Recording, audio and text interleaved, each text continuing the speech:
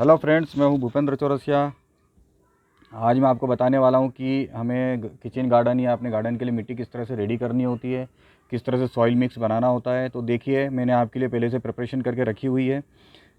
ये देखिए, इसमें हम जब गार्डन सॉइल रेडी करते हैं तो उसके लिए हमें जो जो चीज़ों की आवश्यकता होती है, सबसे पहले तो आप ये गार्डन सॉइल है आपकी, जो आप आसपास से कहीं से भी खोदकर घर के आसपास गार्डन में या रोड किनारे या मैदानों में से खोदकर आप ला सकते हैं। दूसरा आप देख रहे हैं, ये कोकोपीट, ये कोकोपीट है और ये पानी में जो जब आप ये इस मिट्टी में मिलाते हैं तो ये पानी की नमी को बनाए रखता है। और अगर आप 1-2 दिन गमले में पानी नहीं देते हैं तो भी ये उसमें नमी को बनाए रखता है, पानी को सोख कर रखता है। इसके साइड में आप देखेंगे, ये जो रखा हुआ है ये कंपोस्ट है, कंपोस्ट खाद है। ये एनपीके कंपाउंड होता है, नाइट्रोजन, फास्फोरस और पोटेशियम की जो कमी होती है वो दूर करता है मिट्टी में। और ये साइड में आप देख रहे हैं, ये रिवर सैंड है जिसे हम बालू रेत कहते हैं। ये बालू रेत पानी में बालू रेत जब भी हम गमले में मिलाते हैं या मिट्टी में मिलाते हैं तो पानी की निकासी जो है इससे आसानी से हो जाती है। गमले में या क्यारी में पानी भर नहीं पाता है, जिससे हमारे पौधों को नुकसान होने से बच जाता है। दूसरा जो है, इसमें एक खासियत ये होती है, पत्थरों का चूरा है। और पत्थरों का चूरा मतलब मिनरल्स, जब भी पौधों को आवश्यकता होती है तो इसी चूरे से उन्हें मिनरल्स भी प्राप्त हो जाते हैं। तो देखिए ये एक और आइटम यहाँ रखा हुआ है छोटा सा, जिसे हम राख बोलते हैं, ऐश, जो कि हमने हमारे गार्डन के जो टहनियाँ और पत्ते हैं उन्हें जलाकर बनाया हुआ है।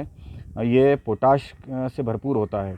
पोटाश जो है, जो हमारी मिट्टी होती है, जो हम सॉइल मिक्स बनाएंगे, किसी गमले में भरेंगे या क्यारी में, उसमें फफूंद लगने से बचाता है।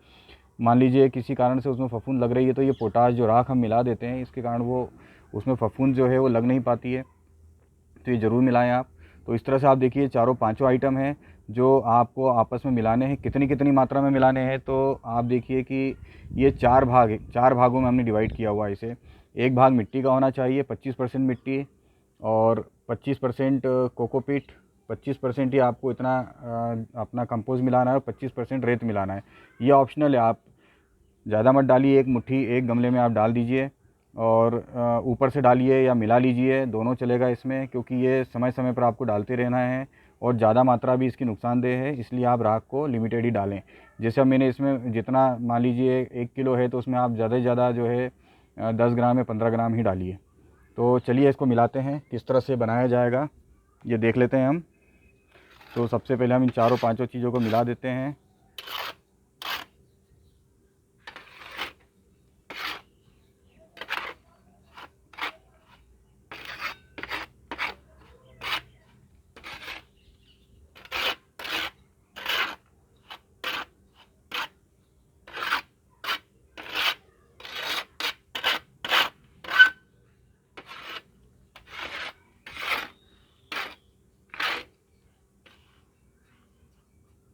तो देखिए, हमारा ये सॉइल मिक्स रेडी हो गया है। हमने इसे सेपरेटली बना लिया है और इस तरह के किसी भी पॉट में हम इसे भर सकते हैं। और इसके नीचे ध्यान रखिए, पॉट में जब भी आप भरेंगे इसे तो इसमें नीचे प्रॉपर ऐसे छेद होने चाहिए और पानी की निकासी की पूरी व्यवस्था होनी चाहिए। और इसमें नीचे आप कंकड़ पत्थर डाल दीजिए।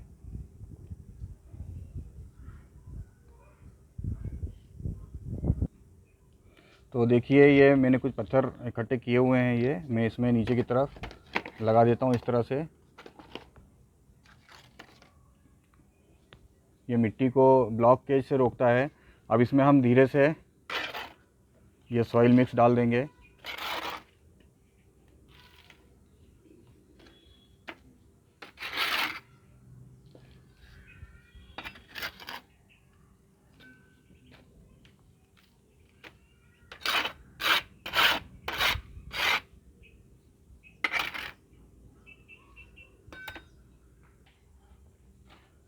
तो देखिए, इस तरह से हमने इसे भर लिया है और हमारा ये पॉट रेडी है। अब इसमें जो है, आपको जो भी लगाना हो आप लगा सकते हैं। सेम सॉइल मिक्स जो हमने बनाया आप ये क्यारियों के लिए यूज़ कर सकते हैं। जो सामने क्यारियाँ बनी हुई हैं, काफ़ी बड़ी मात्रा में आपको इसके लिए मिट्टी को रेडी करना होगा। आपको बोरियों में खाद लाना होगा, रेत लानी होगी और मिट्टी और वर्मी कंपोस्ट, तब आपकी क्यारियों में ये हो पाएगा। एक साथ आप सारी क्यारियाँ ना बनाएं, एक एक करके बनाएं। और इस तरह से देखिए आप किस तरह से हमने सॉइल मिक्स। तो दोस्तों, आपने देखा है हमने किस तरह से सॉइल मिक्स रेडी किया है। इसे हमने एक गमले में भर लिया है और ये एक बहुत ही पावरफुल सॉइल मिक्स हमारा रेडी हो चुका है। इसमें हमने 4 चीज़ों का उपयोग किया है और ये चारों में से अगर आपके पास कुछ उपलब्ध ना हो तो आप अल्टरनेट भी डाल सकते हैं। जैसे कोकोपीट अगर आपके पास नहीं है तो आप उसकी जगह पर सूखी पत्तियों का चूरा डाल सकते हैं।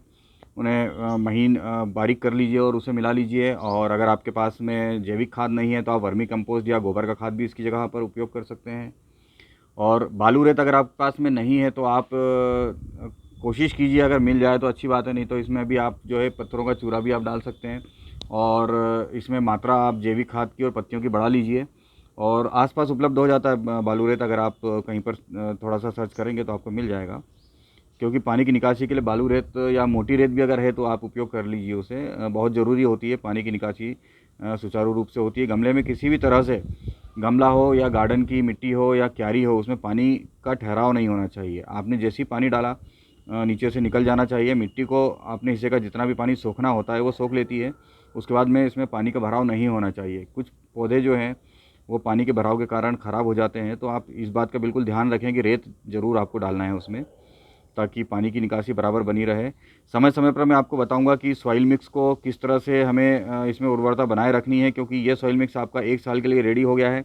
लेकिन जो पौधा आप लगाएंगे उसको बीच बीच में आपको पोषक तत्व देने होते हैं, तो उसमें हम लिक्विड फर्टिलाइज़र भी समय समय पर डालेंगे और साथ में जो हम घर पर बनाया हुआ जैविक खाद है वो भी हम डालेंगे। मैं आपको बताऊंगा कि घर पर फलों और सब्जी के छिलकों से किस तरह से जैविक खाद बनाएं हम, मेरे आने वाले कुछ वीडियो में आपको मिल जाएगा। और दूसरा जो है लिक्विड फर्टिलाइज़र बहुत ही पावरफुल होता है, वो हम कैसे बनाएं वो भी हम घर पे उपलब्ध सामग्री से ही बनाएंगे। तो चलिए दोस्तों, अभी के लिए आपके लिए जो मैंने सॉइल मिक्स रेडी किया है, काफ़ी पावरफुल सॉइल मिक्स हम रेडी कर चुके हैं। आप भी बनाइए और अपना किचन गार्डन जल्दी से जल्दी प्लान कीजिए और उसमें इस सॉइल मिक्स को उपयोग कीजिए। मेरे चैनल को आप सब्सक्राइब करें, लाइक करें और देखते रहें। Keep watching. Thank you very much.